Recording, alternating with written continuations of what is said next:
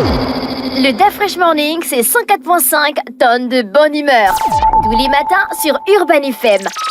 La meilleure radio de la capitale. La meilleure radio de la capitale. Sur les 104.5, on est avec Jean-Paul. Jean-Paul, bonjour. Bonjour la fraîche. Comment tu vas ce matin? Ça va. À la forme, t'as passé un bon week-end, tu t'es occupé à gérer les mariages? Non. Vendredi, j'étais à la soirée organisée, enfin la fête organisée par... Bal poussière. Voilà, le bal poussière. Tu es allé visiter? Oui, je suis allé visiter, mais il y avait quand même du monde. Samedi, j'avais de la visite chez moi, donc j'avais la visite des parents, donc je n'ai pas bougé samedi. Les visites des parents, ça passe encore comme quand on était petit là. Ils viennent, ils s'asseyent au salon, on les sert à boire. Non, mais ça, c'était prévu d'avance. C'était prévu d'avance. Ils avaient dit qu'ils devaient venir pour qu'on passe un temps ensemble au cours. Donc tu leur sers à boire, vous racontez des histoires, vous parlez de tout et de rien. Oui, voilà, c'est ce qu'on a fait samedi jusqu'à quasiment presque 1h du matin. Voilà. Jusqu'à 1h du matin? Oui. Alors là... Moi, je suis dans un quartier plus ou moins sécurisé, donc les gens, je suis en bordure de route, donc les gens prennent le taxi devant la maison sans aucun problème. Ceux qui devaient prendre le taxi et ceux qui avaient leur véhicule sont... Et le dimanche? Dimanche, hier, c'était mode repos. Vraiment, j'étais en mode repos. D'accord, tu as lu un livre, tu as regardé un documentaire? Non, j'ai terminé. J'avais entamé une série sur Netflix, Inside Mind. C'est une mini-série, il y a juste 4 épisodes. Avec le prêtre? Oui, avec le prêtre, voilà. Donc, je n'avais pas encore suivi l'épisode 4. Et puis, donc, j'ai suivi le dernier épisode. Et puis, comment tu as trouvé l'attitude du prêtre? Non, bon... Je pense que, à mon humble avis, tu sais, quand tu tombes dans un piège, et puis après, tu as l'impression que... Non, il n'est pas tombé dans un piège. Non, quand je dis un piège, c'est-à-dire qu'il est tombé dans un engrenage, en fait. Dans un dilemme. Voilà, mais c'est l'engrenage-là qui a entraîné un dilemme, et à chaque fois, il n'a pas pris de bonnes décisions, je pense. Qu'est-ce qui a poussé à ce qu'il ne prenne pas de bonnes décisions? La surprise de l'affaire? Voilà. Ou bien son statut social? Non, c'est la surprise de l'affaire. Le fait qu'il est d'abord tenté de dissuader la femme, tu comprends, celle, comment on appelle ça, la répétitrice de son fils, d'aller à la police. Mais il savait que ce n'était pas la clé de son fils.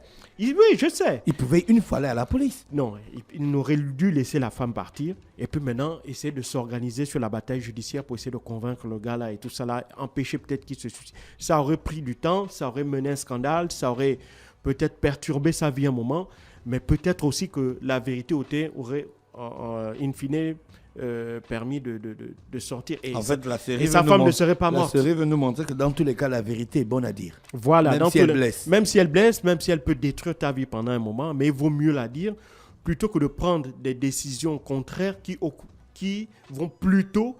Et là, il a perdu sa femme. Voilà, il a perdu sa femme, il a perdu sa réputation. Voilà, et sa liberté. D'accord? Tout ça pourquoi? Parce que tu as malheureusement voulu sauver ton fils. Tu sais, moi, c'est pas parce que on t'a donné une clé. Maintenant, tu aurais demandé, les policiers auraient compris que en regardant peut-être son adresse IP, il n'a jamais pu télécharger des trucs comme ça là. Ils auraient forcément pu faire le lien avec le jeune là. En enquêtant, puisqu'il dit s'il aurait dit enquêter sur le jeune en question, on aurait compris que c'était un peu un sociopathe, que sa mère aussi du jeune homme a joué un rôle dans, si tu veux, la dégradation de la psychologie de cet enfant-là. Mais ça aurait pris du temps, c'est clair. Mais la série veut nous montrer par rapport au gars qui est en prison, qu'on est tous un peu criminels dans le fond. Oui, qu'on est en fait... C'est ça, Inside Man. Ça veut dire que nous sommes tous potentiellement des criminels. Nous ne sommes pas des criminels, nous sommes potentiellement des criminels. Il suffit qu'un élément déclencheur se produise pour qu'il y ait cette transformation-là, pour que l'homme notable, l'homme vertueux, l'homme respectueux de certaines valeurs morales se transforme en une véritable bête, psychopathe et en meurtrier. Oui. D'accord? C'est pas qu'on est meurtrier, en fait c'est un peu platonicien ce qu'il dit. C'est-à-dire que tous les hommes sont bons en fait, mais c'est l'environnement dans lequel les hommes sont mis qui les transforme. C'est un peu cette idée-là que on veut véhiculer. Même si, bon, effectivement, c'est discutable. Oui, c'est discutable. Voilà. Je trouve que pour un homme de Dieu, il était facilement manipulable. Voilà, et puis il a mis, c'est-à-dire que lui qui est censé avoir une croyance en Dieu, donc le fait que Dieu Dieu doit forcément lui venir en aide, devait forcément lui venir en aide tôt ou tard, devait protéger sa famille. Il a donc douté de Dieu, puisqu'il a décidé de mettre la protection de la vie de son enfant au-dessus de tout. Et c'est là où il a commencé à prendre des mauvaises décisions. Parce qu'il estimait, et il n'avait pas tort, que s'il laissait les choses faire, c'est d'abord son fils qu'on devait incriminer. Donc, il n'a plus confiance en Dieu. Il s'est dit, moi, je vais réparer l'erreur. D'accord? Et bon, pas l'erreur. Je vais essayer de rétablir la vérité parce qu'il n'a pas commis d'erreur. L'erreur, c'est d'avoir accepté la clé. Il ne pouvait pas imaginer que la clé qu'on lui proposait contenait des images pédopornographiques. Donc, c'est ça, en fait. Mais à un moment, il a douté de Dieu. Il n'est plus devenu il n'est plus devenu le berger, il n'est plus devenu l'ouaille, il n'est plus devenu l'homme de Dieu. Il s'est transformé en un humain avec toutes ses limites et avec tous ses défauts. Et notamment celui de vouloir croire en sa capacité à pouvoir forcément transformer les choses à son avantage. D'accord. L'actualité internationale nous emmène où? On va aller en France pour essayer de comprendre ce qui se passe là-bas depuis 4 jours. Il faut savoir que le pays est secoué par des émeutes consécutives à la mort d'un jeune homme de 17 ans qui s'appelait Naël, originaire de la ville de Nanterre. C'est dans le département des Hauts-de-Seine. Alors tout s'est déroulé vendredi dernier, semblerait-il, à 8 heures, aux alentours de 8 heures heure locale, lorsque ce jeune-là avait été un peu poursuivi par des policiers suite à un refus d'obtempérer. Et donc, dans un premier temps, c'est à la suite de ce refus d'obtempérer, semblerait-il que un policier, parce qu'ils étaient 2, des policiers à moto, un des policiers aurait ouvert le feu sur le jeune homme qui serait décédé à la suite de ce tir-là. Alors, dans un premier temps, les policiers ont estimé que le tir qui avait été produit par l'agence était suite au fait que, évidemment, le jeune homme aurait, par son attitude, risquait de mettre en danger la vie d'un des policiers. Il aurait, semblerait-il, tenté de lui rouler dessus. Et que c'est à ce moment-là que le policier aurait ouvert le feu. Et même un premier procès verbal qui avait été produit dans le commissariat le commissariat de Nanterre expliquait que c'est le jeune homme qui avait, dans le refus d'obtempérer, foncé sur les policiers. Et donc, les policiers n'avaient eu d'autre choix que de réagir conformément aux dispositions de l'article 233, alinéa 1er du Code de la route français, qui donne la latitude aussi aux policiers, notamment lorsque ils estiment qu'un conducteur refuse d'obtempérer, c'est-à-dire refuse de se soumettre aux injonctions qu'ils émettent, eh ben, ils ont la possibilité d'ouvrir le feu. Et donc, c'est cette première version qui avait été présentée par la police. Et malheureusement pour les policiers, dans la même journée, une vidéo a circulé dans les réseaux sociaux qui a filmé le moment même où le policier a tiré sur le jeune Naël. Et là, on constate avec étonnement que le policier, contrairement à ce qui avait été dit dans la première version, c'est-à-dire que le policier qui avait tiré était d'abord face au véhicule et que le véhicule aurait tenté de foncer sur lui, puis se serait rabattu sur le côté et aurait ouvert le feu. Et puis là, on voit qu'effectivement, ce n'était pas ce qui s'était produit. Les 2 policiers étaient sur le côté. L'un des policiers, le tireur, vraisemblablement, n'avait pas respecté toutes les consignes techniques que prévoit justement les procédures en la matière de la police française, et que donc, en réalité, les policiers auraient menti, et 2, ils auraient ouvert le feu, ils auraient fait usage de leurs armes en ne respectant pas les procédures en matière d'usage d'armes à feu dans le cadre de la légitime défense. Et donc, c'est la raison pour laquelle, donc, évidemment, cette image-là, lorsqu'elle a circulé sur les réseaux sociaux, a véritablement mis le feu aux poudres. Et donc, des émeutes ont commencé à Nanterre. Les émeutes n'ont pas commencé le jour même, parce qu'il faut savoir que c'est le lendemain, c'est le soir même, qu'il y a eu des premiers échauffourées. Le lendemain, après la marche blanche organisée par la mère du jeune Naël, que les choses par la suite se sont envenimées, puisque évidemment il y avait un encadrement policier qui était là pour essayer il y avait une présence policière qui était là pour tenter d'encadrer la marche. Et à la fin de la marche, malheureusement, les choses se sont envenimées et il y a eu une espèce d'embrasement qui a atteint non pas seulement Nanterre, mais plusieurs autres villes, Marseille, Lyon, Paris, dans certaines zones. Et donc, il y a eu toute une série il y a eu donc des émeutes très graves. Plus de 500 magasins et habitations ont été brûlés, près de 1800 véhicules ont été arrêtés. Il faut savoir que jusqu'à présent, à peu près plus de 600 personnes ont été interpellées, plus de 145 policiers ont été blessés. Donc il y a effectivement, c'est quelque chose de terrible. Ça rappelle de tristes souvenirs, notamment les émeutes de 2005, consécutives notamment à la mort de deux jeunes Français originaires de pays africains. C'était à Clichy-sous-Bois, en Seine-Saint-Denis. Ces deux jeunes-là étaient sur une moto et ils tentaient d'échapper à la police. Et donc pour cela, ils avaient tenté d'escalader un transformateur et donc avaient été électrocutés. Et donc la mort de ces deux jeunes-là avait entraîné les plus graves émeutes qu'on ait jamais vues en France. Et là, évidemment, les émeutes consécutives à la mort du jeune Naël sont particulièrement d'une très grande violence et d'une très grande intensité. Maintenant, en 2005, évidemment, à l'époque, c'était Nicolas Sarkozy qui était ministre de l'Intérieur, Dominique de Villepin qui était Premier ministre et Jacques Chirac président. Ils avaient donc décidé de déclencher, comment on appelle ça, de prendre des mesures exceptionnelles, justement pour mettre un terme. Un état de siège ou un état d'urgence? Un état d'urgence, merci. Ils avaient décidé de déclencher l'état d'urgence. L'état d'urgence permettait donc de prendre des mesures exceptionnelles. Ces mesures-là avaient permis, évidemment, par la suite, de mettre un terme à ces violences-là.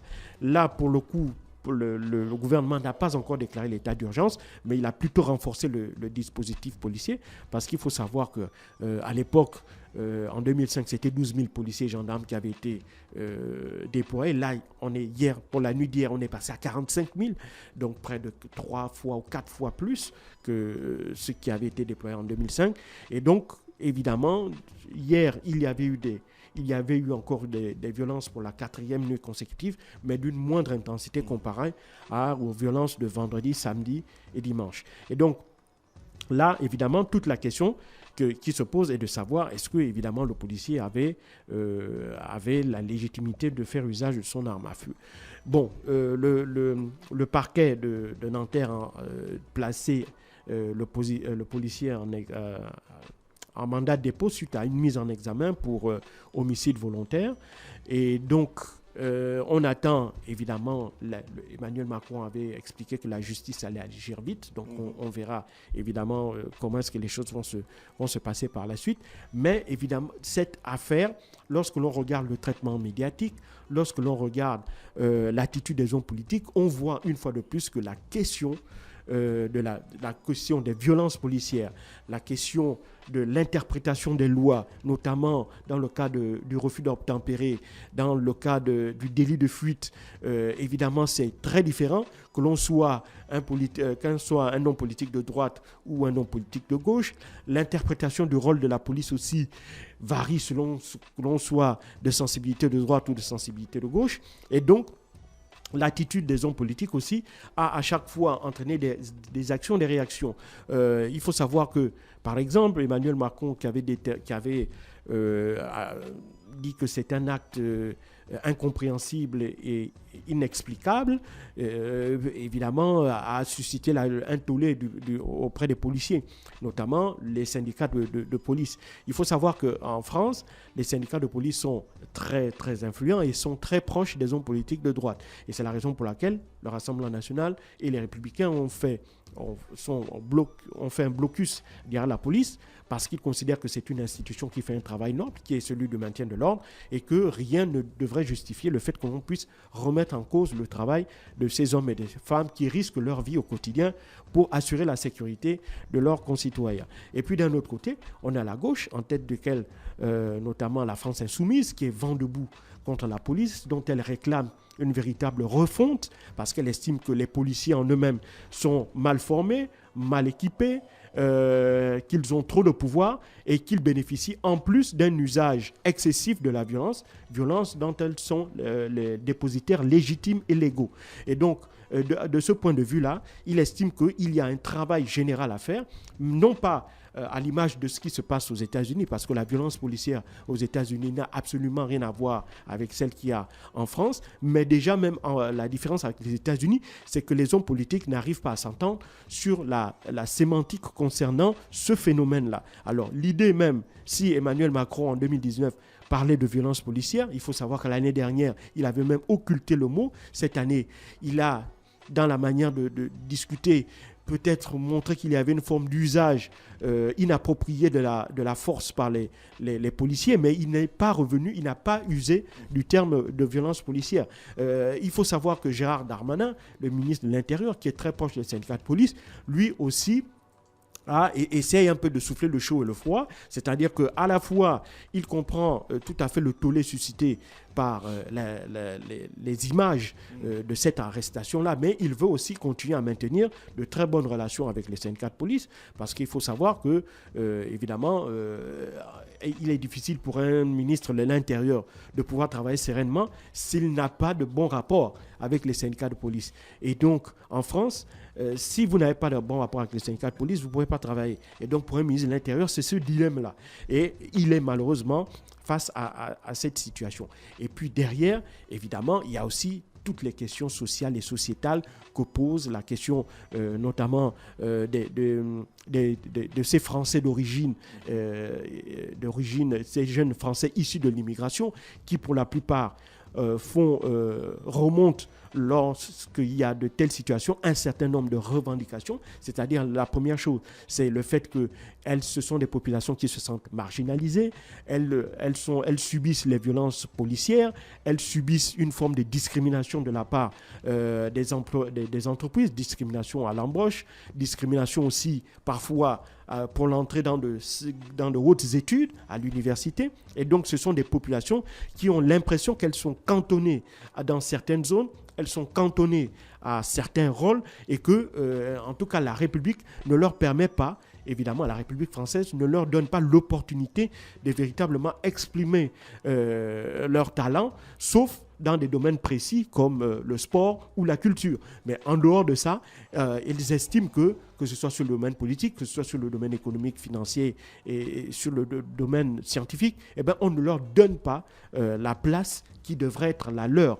Et donc, c'est cette situation-là qui fait qu'à chaque fois, et au quotidien, évidemment, il y a ces rapports tendus entre la police et les jeunes issus de l'immigration qui vivent dans les banlieues, qui sont des zones évidemment, où la vie est particulièrement difficile. Il y a le chômage, il y a des réseaux criminels qui sèment la terreur, qui contrôlent ces zones-là. Et donc, ces jeunes-là ont du mal, n'ont pas accès à l'emploi, ils n'ont pas accès aussi à un niveau d'éducation qui soit de qualité, qui pourrait leur permettre justement de sortir de ces zones-là. Et donc, tout ça fait que, évidemment, et en plus, lorsque Nicolas Sarkozy est arrivé au ministère de l'Intérieur, il a mis un terme à ce qu'on appelle la police de proximité, qui était une espèce de lien entre les populations locales et la police. Donc l'absence de police de proximité a fait qu'aujourd'hui, les seuls rapports que les populations ont avec la police, ce sont des rapports extrêmement tendus, ce sont des rapports délictueux. Et donc tout ça fait qu'à la moindre occasion, à la moindre occasion, eh ben, ça se transforme en une véritable bombe. Et c'est ce à quoi nous observons aujourd'hui. Et donc la France, malheureusement, ne fait pas exception dans cette réalité-là. On a décrié ce qui se passe aux États-Unis. Malheureusement aussi, la France est face à ces mêmes réalités-là. Mais comme aux États-Unis et en France, il y a une véritable absence de moyens. Je ne dirais pas, est-ce que c'est une volonté politique? Je n'en sais rien. Mais ce qui est clair, c'est qu'il y a une absence de déploiement de moyens ou une absence de recherche de véritables solutions pour à la fois permettre à ces populations-là d'améliorer leur cadre de vie, de se sentir valorisés par la République et donc d'être véritablement intégrés dans la République, dans la nation française. Et d'un autre côté, il y a une volonté au nom de l'ordre et de la sécurité, de tout mettre en œuvre, de privilégier la force, tout en ne mettant plus en exergue les canaux, notamment des canaux qui permettaient par le biais du dialogue de maintenir un lien entre ces populations issues de l'immigration et le reste de la population française. Merci Jean-Paul avec nous ce matin sur les 104.5 Urban FM, la station urbaine dans le DaFresh Morning. Le DaFresh Morning, c'est 104.5 tonnes de bonne humeur. Tous les matins sur Urban FM. La meilleure radio de la capitale. La meilleure radio de la capitale.